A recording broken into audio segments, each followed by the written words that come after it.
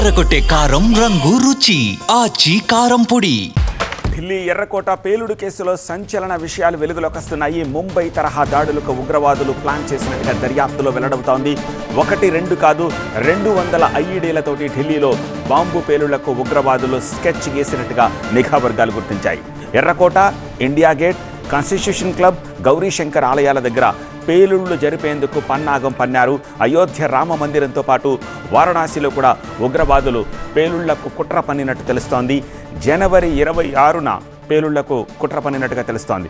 ఉగ్రవాది షహీన్ స్లీపర్ సెల్లో యాక్టివ్ మెంబర్గా గుర్తించారు. ఢిల్లీతో పాటు దేశవ్యాప్తంగా రైల్వే స్టేషన్లు, షాపింగ్ మాల్స్లో భారీ పేలుళ్లకు ఉగ్రవాదులు స్కెచ్ గీశారని నిఘా వర్గాలు పేర్కొంటున్నాయి. జనవరి నుంచి ఈ కుట్రకు పథక రచన జరిగిందని పోలీసులు చెప్తున్నారు. ఈ టెర్రర్ మాడ్యూల్కు పాక్ సంస్థ జైషేకు సంబంధాలున్నట్టుగా గుర్తించారు. పేలుళ్ల కోసం 2 ఏళ్లుగా పేలుడు పదార్థాలను నిల్వ చేశాయి ఈ ఉగ్ర మూకలు. ఇప్పటికే ఫరీదాబాద్లో 2900 కిలోల పేలుడు పదార్థాలు స్వాధీనం చేసుకోగా మరో 300 కేజీల పేలుడు పదార్థాల కోసం గాలిస్తున్నారు. ఢిల్లీ ఎర్రకోట పేలుడు కేసులో దర్యాప్తును మరింత వేగవంతం చేసింది ఎన్ఐఏ. ఢిల్లీ పోలీసులు కూడా దర్యాప్తును వేగవంతం చేశారు. రెడ్ కలర్ ఎకోస్పోర్ట్ కోసం ఇప్పుడు పోలీసులు గాలిస్తున్నారు. 5 పోలీసు బృందాలు కారు కోసం గాలింపు చర్యలు చేపట్టాయి. ఎర్రకోట దగ్గర పేలుడుకు వాడిన I-20 కారుతో పాటు ఉగ్రవాదుల దగ్గర ఎకోస్పోర్ట్స్ కారు ఉన్నట్టుగా గుర్తించారు. ఆ కారు ఎక్కడ ఉందన్న విషయంపై ప్రస్తుతం ఆరా తీస్తున్నారు. ఢిల్లీ పోలీసులు వెతుకుతోన్న car number DL10CK0458. Delhi, Haryana, Kashmir, Uttar Pradesh పోలీసులు ఈ కారు కోసం ఇప్పుడు గాలిస్తున్నారు. మరోవైపు జమ్మూ కాశ్మీర్తో పాటు దేశంలోని పలు ప్రాంతాల్లో పోలీసుల సోదాలు కంటిన్యూ అవుతున్నాయి. 200 చోట్ల కశ్మీర్లో పోలీసులు గాలింపు చర్యలు చేపట్టారు.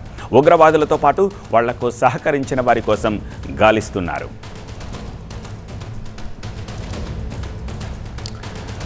మరింత సమాచారం ఢిల్లీ నుంచి మా ప్రతినిధి గోపీకృష్ణ అందిస్తారు. గోపీకృష్ణ, ఈ ఇష్యూలో లేటెస్ట్ అప్డేట్స్ ఏంటి? దర్యాప్తు ఎలా కొనసాగుతోంది? సార్, ఢిల్లీ ఎర్రకోట కారు పేలుడు ఘటనపైన ఎన్ఐఏ దర్యాప్తు జరుపుతుంది. అత్యంత సీనియర్ బృందమైన ఎన్ఐఏ ఏడీజీ స్థాయి అధికారి నేతృత్వంలో ఇటు ఐజీ స్థాయి అధికారులు, అలాగే డీసీపీ, ఇతర ఉన్నతాధికారులంతా కూడా ఈ బృందంలో ఉన్నారు. సో పేలుడు ఘటనకు సంబంధించి ఢిల్లీ పోలీసులు నమోదు చేసిన ఎఫ్ఐఆర్ని ప్రస్తుతం కేంద్ర హోంశాఖ ఎన్ఐఏకి అప్పగించడం జరిగింది. ప్రస్తుతం ఎన్ఐఏ ఇన్వెస్టిగేషన్ కొనసాగుతోంది.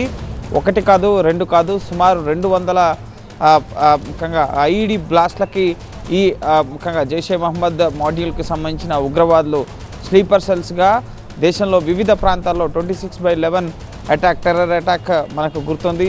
సుమారు 175 మంది చనిపోయారు. 350 మందికి వరకు కూడా ఆ అటాక్స్లో గాయపడ్డారు. సో ఆ రీతిలో భారీ ఉగ్రకృత్యాలకు ప్లాన్ చేయడం జరిగింది. సో దాన్ని విచ్ఛిన్నం చేశారు జమ్మూ కాశ్మీర్ పోలీసులు. సో దాని ముఖ్యంగా ఆ కుట్ర భగ్నం చేసి 2900 కిలోల అమోనియం నైట్రేట్ అలాగే పేలుడు పదార్థాలను స్వాధీనం చేసుకున్న తర్వాత వెనువెంటనే తమ యాక్షన్ ప్లాన్ అమలు చేయాలన్న ఉద్దేశంలో భాగంగానే ఢిల్లీ ఎర్రకోట వద్ద 10వ తేదీన సాయంత్రం 6:52 ఈ పేలుడు ఘటన చోటు చేసుకుంది. సో ఈ కేసుకు సంబంధించి జమ్మూ కాశ్మీర్లో, హర్యానాలో, అలాగే ఢిల్లీ, యూపీలో లింక్స్ బయటపడుతున్న పరిస్థితి. ఇప్పటి వరకు 18 మందిని ఈ కేసులో అరెస్ట్ చేయడం జరిగింది. అనేక మంది అనుమానితుల్ని ప్రశ్నిస్తున్నారు కూడా. అల్ఫులా మెడికల్ కళాశాలలో ప్రొఫెసర్లుగా పనిచేస్తున్న వాళ్ళు అటు జమ్మూ కాశ్మీర్, శ్రీనగర్కి సంబంధించిన వాళ్ళే ఎక్కువ మంది ఉన్నారు. సో వారి నుంచి వాళ్ళ ఒక మొబైల్ డేటాలు అలాగే డిజిటల్ ఎవిడెన్సెస్ ద్వారా అనేక ఆధారాలు సేకరిస్తున్నారు.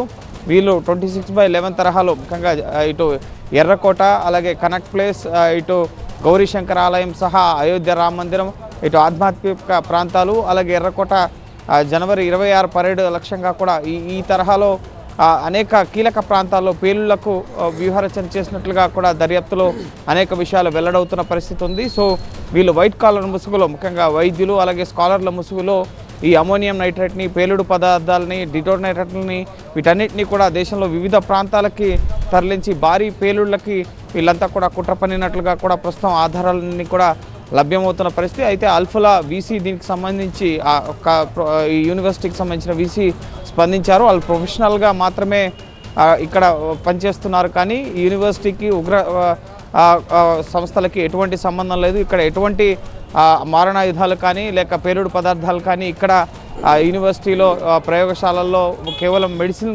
చదువుకునే విద్యార్థులు ఎంబీబీఎస్ విద్యార్థుల యొక్క ప్రయోగాలు మాత్రమే జరుగుతున్నాయి, కానీ మిగతా ఎటువంటి ఇల్లీగల్ అన్లాఫుల్ యాక్టివిటీస్ అనేవి ఇక్కడ జరగడం లేదు అని చెప్పి కూడా వీసీ క్లారిటీ ఇవ్వడం జరిగింది.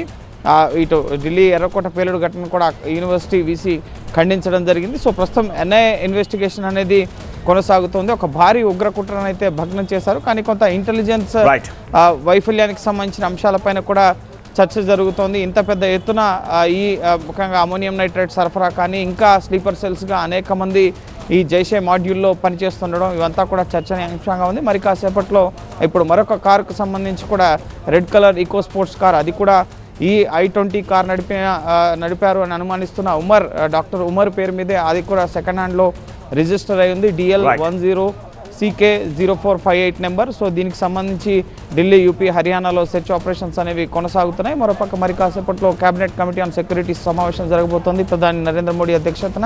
సో భద్రతాపరమైన చర్చలకు సంబంధించి ఈ ఉగ్ర ఘటనను ఖండిస్తూ తీర్మానం చేయడంతో పాటుగా కీలక అంశాలపైన CCSలో కూడా చర్చ జరగబోతోంది.